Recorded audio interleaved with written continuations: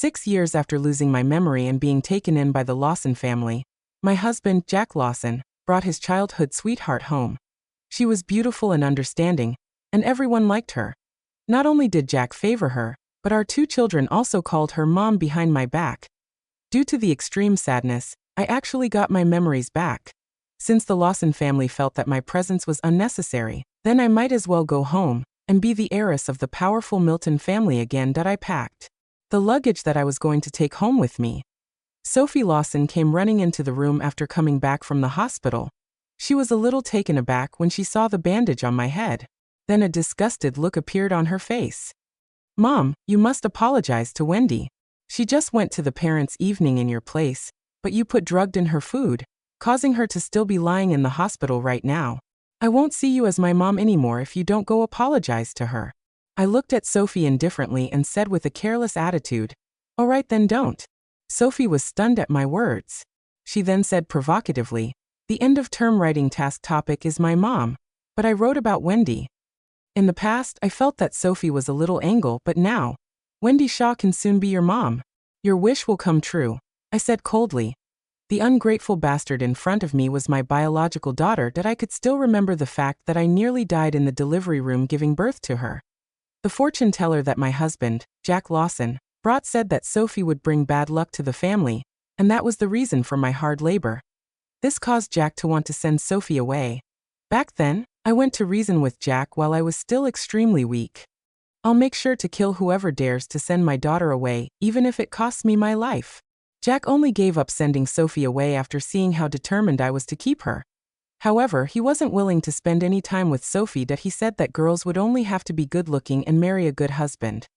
However, I insisted on educating Sophie the best we could, so that she wouldn't be looked down upon in the future. Sophie liked playing the piano, so I hired a world-famous pianist to be her mentor. When Sophie was preparing for her grade 8 piano exam, Wendy Shaw suddenly showed up. A child should have a happy childhood. Adults shouldn't pressure their children with the things that they weren't able to accomplish. Because of the way Wendy cared for her, Sophie stopped all her future piano lessons and practices. However, Sophie was very grateful. "Mom forces me to practice the piano every day, so that she could show off to the others. You're the one who truly cares about me, Wendy." Wendy even took Sophie shopping and bought makeup. That I felt that Sophie was too young to put on makeup as it would damage her skin. This caused Sophie to become impatient. "You're just doing this because you think Wendy's better looking than you, and now that I've become prettier as well, you're jealous. This is because you think you're just someone who has no memories of your past. You look down upon yourself. You're just using me to gain Dad's favor." I knew Wendy told her to say these words to me, and combined with Jack's indulgence, this caused Sophie to say such mean words to me without any fear. With that thought in mind, I remained indifferent, listening to Sophie speaking up for Wendy. "Sophie, how could you say such words to your mom?" Jack opened the door. He only pretended to tell Sophie off after hearing the conversation between us. Then he started pinning the blame on me. "How could you do such a thing as a mother, Laura Milton? Why have you become so selfish and ruthless?" His gaze landed on the suitcase on the floor. "And you even going to put on the run away from home act now?" Sophie ran towards Jack and held his hand. "Mom has hurt Wendy, but isn't willing to apologize." When I saw Jack's face darkening, I couldn't help but think back to the time when I had just arrived at the Lawson family. When others bullied me because I had no memories of my past, Jack would always stand up for me. "Whoever bullies Laura in the future will be kicked out of the Lawson family." However, ever since Wendy arrived, I realized that he treated her way better than he treated me. When it came to the parents' evening in school, no one notified me, and they allowed Wendy to attend in my place. That I cared about my children's grades, so I asked her what did the teachers say, but Wendy didn't seem to know anything. That I became desperate and blamed her for not listening to what the teacher said.